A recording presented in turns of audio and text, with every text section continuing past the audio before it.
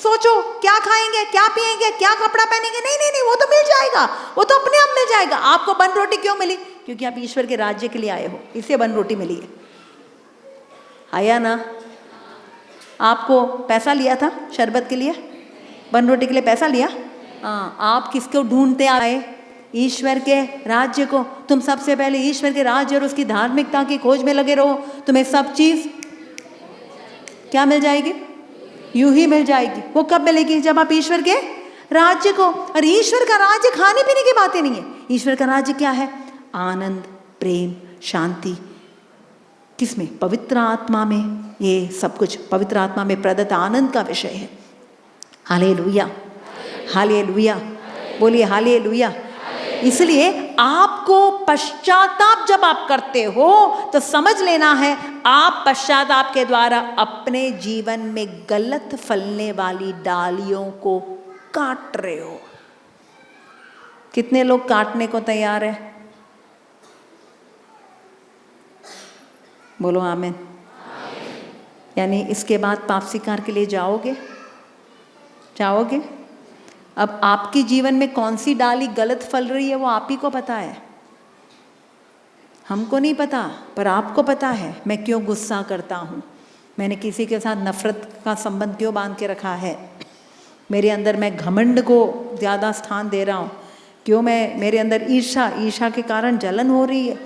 आपसे और मुझसे बेटर वो हमको समझता है।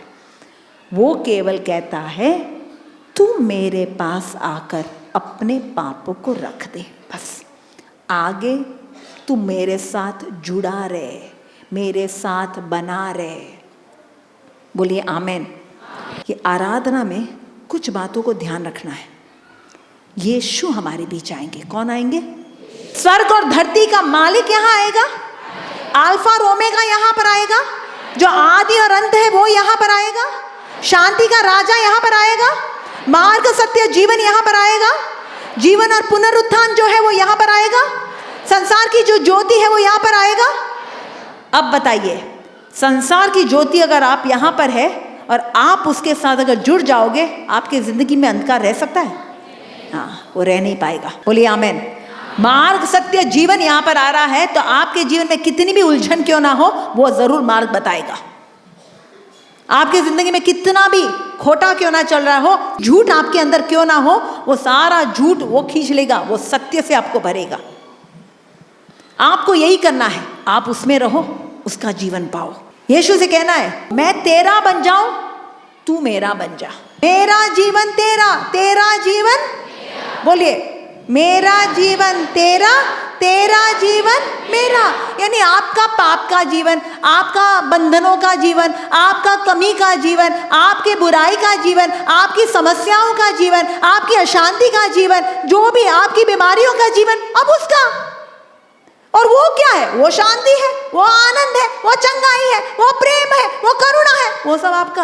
अब आपको पूरा उसको देना है, आधा अधूरा नहीं देना है। डॉक्टर के सामने जब आते हो तो आप ये कहोगे डॉक्टर मैं केवल अपना पाँव दूंगा, पाँव रख कर जाता हूँ, मैं घर पर जाता हूँ, पाँव आप ठीक कर देना। डॉक्टर मेरा पाँव रख लो, तुम पाँव रख लो, हाँ मैं दूसरा शरीर मैं घर पर लेकर जाता हूँ। हालेलुया। एक किसी की गाड़ी अगर बिगड़ जाती है तो पूरी गाड़ी मैकेनिक के पास रखते हो या एक पुर्जा रख कर आते हो?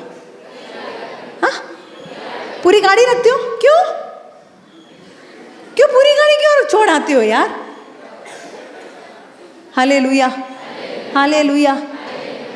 गाड़ी को छोड़ना पड़ता है मैकेनिक के पास, वो पूरी गाड़ी का सर्विसिंग करता है। आपको भी अपने जीवन की सारी बातें उसको देनी है, सारी बातें।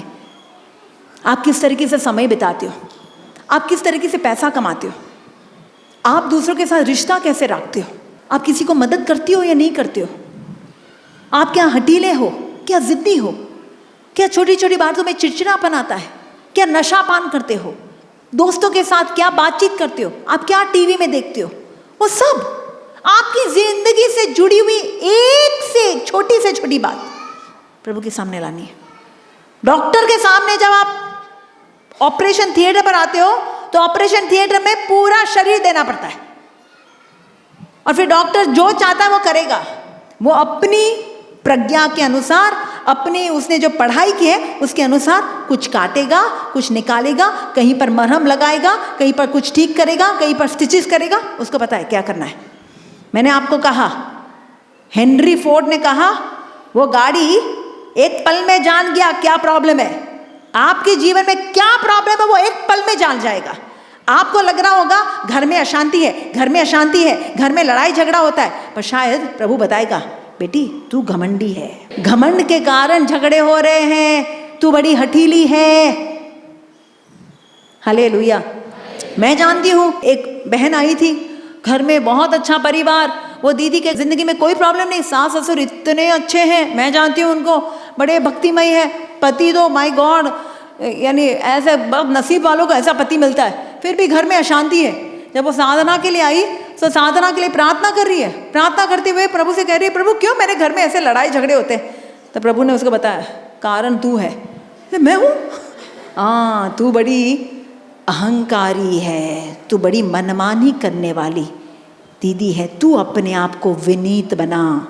प्रभु यीशु ने उसको वचन दिया, मुझसे सीख मैं विनम्र हूँ।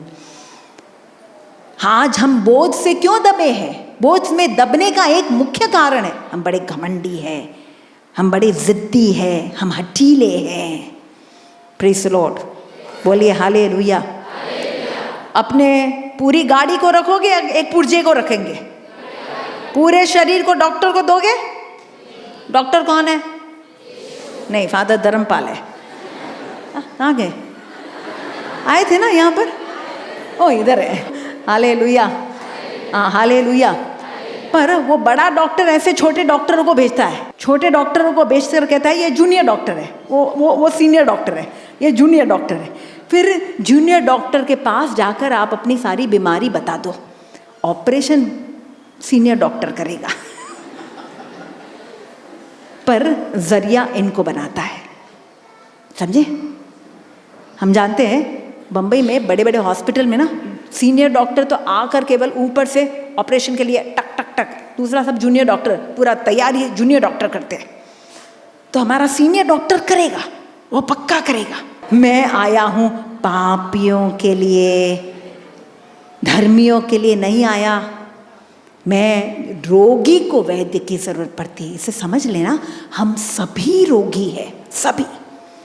किसी को गुस्से का रोग है, किसी को ईर्ष्या का रोग है, किसी को झूठ बोलने का रोग है, किसी को निंदा करने का रोग है, किसी को हर बार छोटी छोटी बातों में नुक्स निकालने का रोग है या नहीं है? कितने लोग रोगी हैं यहाँ पर?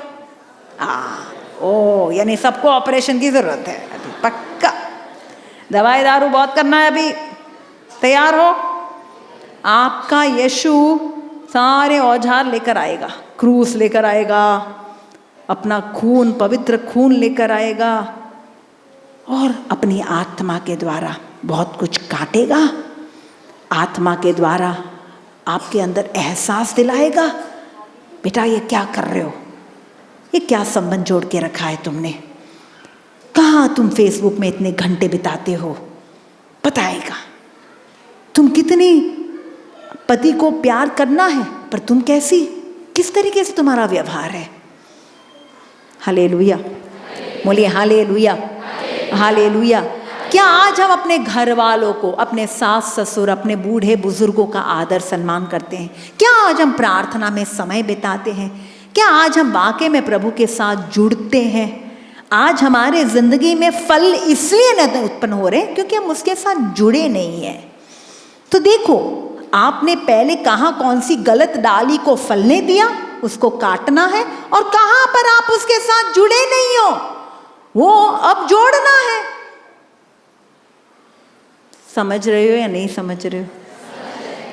पूरा शरीर यहाँ आएगा, पूरा जीवन यहाँ पर आएगा। यीशु को ऑपरेशन करने दोगे? पक्का? यीशु खुद आने वाला है, यीशु खुद यहाँ पर आ रहा है। किस लिए?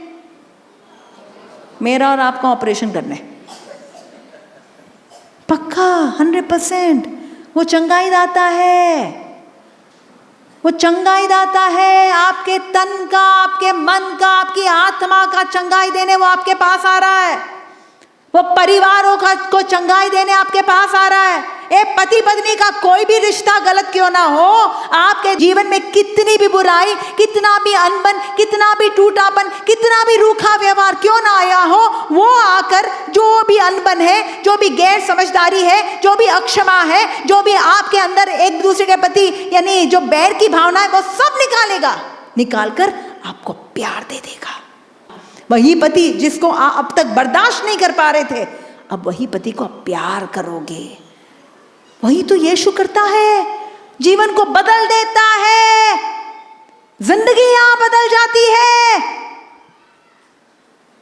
आमीन, हालेलुया।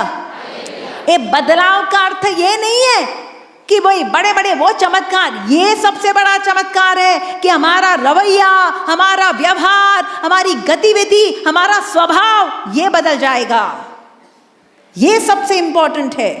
यीशु वहीं पर बदलाव लाना चाहते कि तुम अंदर से एक ऐसे व्यक्ति बन जाओ जहां पर फल ला रहे हैं, ऐसे फल कि सब लोगों को तुम्हें खाने की इच्छा हो। पेड़ अपना फल खाता है? बोलो ना। वृक्ष न खाए कभी अपना फल, नदियां न पिए कभी अपना जल। हमें अपना फल दूसरों को देना है। प्रेम का फल पति के लिए, बच्चों के लिए, पड़ोसी के लिए। आनंद का फल जो आपके आसपास उदासीन लोग हैं, निराशा में जी रहे हैं, उनके लिए फल। शांति का फल जो गुस्से वाले हैं, गुस्से वाले क्रुद्ध हो जाते हैं, छोटी छोटी बातों पर बौखला जाते हैं, उनके लिए शांति का फल। दया का फल जिनके जीवन में बहुत सारी कमियां हैं, आप दया दिखाओगे। सारा तैयारी करके अब मैं सीनियर डॉक्टर को बोलने वाली हूँ। सीनियर डॉक्टर, अभी आप अपने बच्चों पर ऑपरेशन शुरू कीजिए। आमीन। आराधना के बाद नया जीवन। अब समझ लो, नया जीवन ऑपरेशन होने के बाद भी पोस्ट ऑपरेटिव केयर होता है। कुछ कुछ चीज़ों को नहीं खाना है।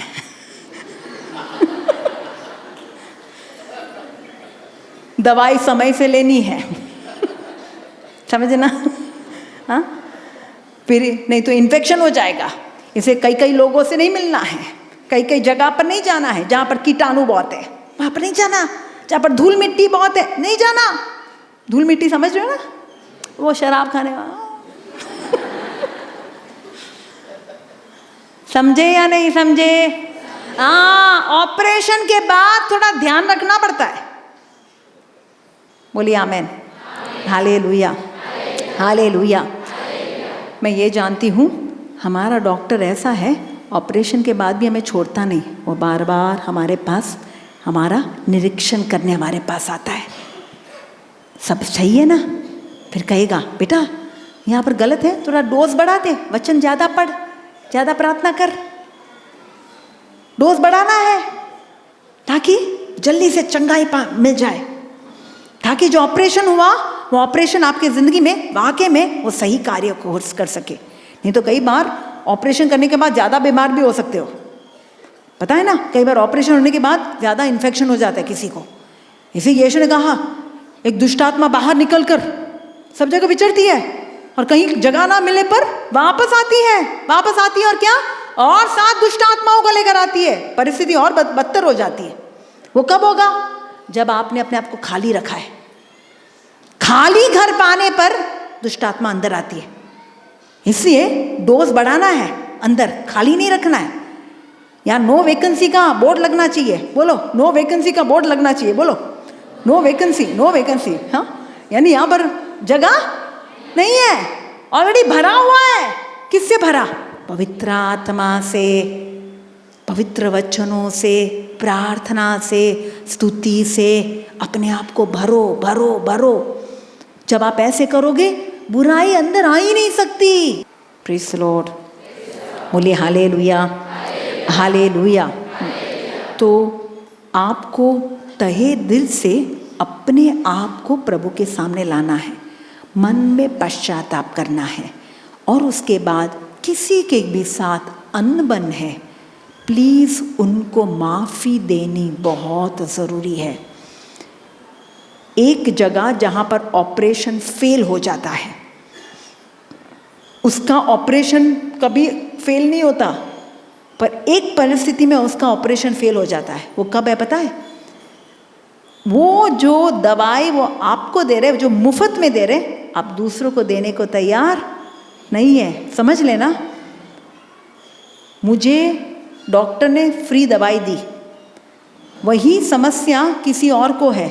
मेरे पास बहुत दवाई पड़ी है, तो मुझे फ्री दवाई किसी और को नहीं देनी है। उसको भी सेम समस्या है, तो उसको देनी है नहीं देनी? वो फ्री में मुझे दया दिखा रहा है, फ्री में। क्या कभी भी आप पाप स्वीकार के लिए फादर के पास गए और फादर के पास घुटना टेक कर कहा, फादर जी मैंने व्यभिचार किया, हाँ पहले 10,000 रख, फिर तेरे पाप को क्षमा करता हूँ? फादर ने कभी कहा है? वो मुफ्त में दे रहा है। क्या दे रहा है मुफ्त में? अपनी करुणा, अपनी कृपा। यीशु ने सब कुछ दिया है, वो दाता है। आज ब्रदर बता रहे थे, वो प्रदाता है, वो देता है, वो देता रहता है। सब कुछ उससे मिल रहा है, वो फ्री में दे रहा है। वो फ्री में उसने दया दिखाई, फ्री में अपने करुणा दिखाई, फ्री में उसने आपको पाप को क्षमा किया। अब वो कहता है तो तू भी तो देना, तुझे तो मिला है, तुझे भी तो देना है ना। बोलो आमीन। आपको पता है इज़राइल में एक समुद्र है जिसका नाम है डेड सी। क्या नाम है? डेड सी का मतलब डेड यानी मरा हुआ। और इज़राइल के एकदम करीब में ऊपर गलीली का समुद्र है, वहां पर गलील का समुद्र है, और दूसरा है ये डेड सी। डेड सी में एक भी मछलियां वहां पर जीवित नहीं रह पाती। पता है क्यों? और थोड़े ही दूर पर गलील के समुद्र में सारी कितनी प्रकार की सुंदर सुंदर वहां पर मछलियां हैं, वहां पर सारे पेड़ पौधे हैं, इतना वहां पर यानी जीवन वहां पर फलित हो रहा है। और डेड सी में सब कुछ मरा हुआ है। कारण क्या है पता है? डेड सी को केवल नदियों से जो पानी है वो केवल नदियों से मिल रहा है, पर वो किसी को दे नहीं रहा है। जो गलील का जो समुद्र है वो दूसरा, वो बह रहा है। यानी आपको जो मिला है, जब तक आप दूसरों को नहीं दोगे तो वो डेड हो जाएगा, वो मर जाएगा। हमें जो प्रभु से मिल रहा है, हमें जो प्रभु से करुणा मिलती है, दया मिलती है, वो दूसरों को दिखानी ही दिखानी है। जो प्रेम मिलता है, जितना आप दोगे उतना ही आपको मिलता रहेगा, पाओगे। तैयार? बोलिए ना। हाँ, ये आराधना के समय हम आपको बता रहे क्या क्या हम करने वाले हैं।